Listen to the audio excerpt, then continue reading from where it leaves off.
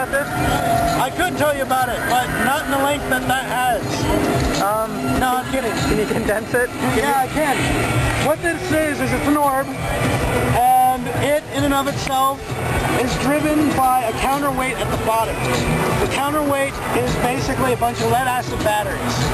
We need batteries, we need counterweight, so we went with lead acid. They work great. They're nice and cheap too. We actually got free batteries. But the counterweight, when we want it to move forward, we shift the counterweight forward, thus moving the center of gravity from the front so the entire ball rolls forward. When we want it to move left and right, we shift the counterweight left and right, and like a bicycle, it leans. Other things that the orb does is it plays music. This tube at the top is actually a set of speakers, and it modulates and changes the colors of these lights. So it does three things. It moves, it makes sound, and it makes lights. Then we control it externally. At the moment, we're controlling it with these remotes. It listens via 2.4 gigahertz on a Zigbee radio system, which basically acts as a wireless serial port. And this transmits with a Zigbee radio similar to the one that's in there and gives it serial data. This is our remote control. A second way of controlling it is via mother node. And the mother node allows us to make a centralized brain that controls things autonomously. Now these themselves are not autonomous. The only thing that they do is they do what is commanded of them, and they collect data based on GPS and accelerometers.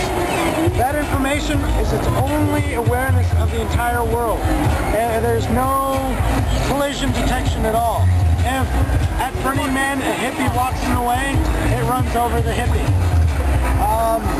So what it does is it sends that information after it's kind of calculated the noise out of the GPS. It sends its location to the mother node, and based on that information, the mother node issues what kind of light sequence to play, what sounds to play, and where it's next going to go.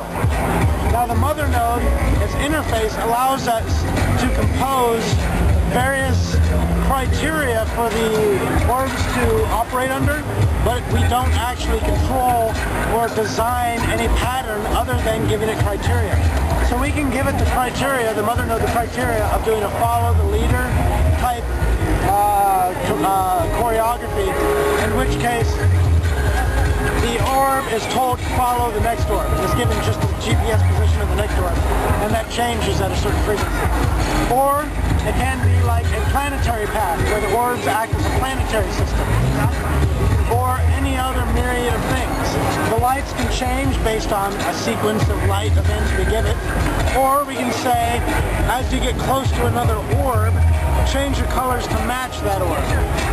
Or as it gets close to another orb, play sounds to match that orb.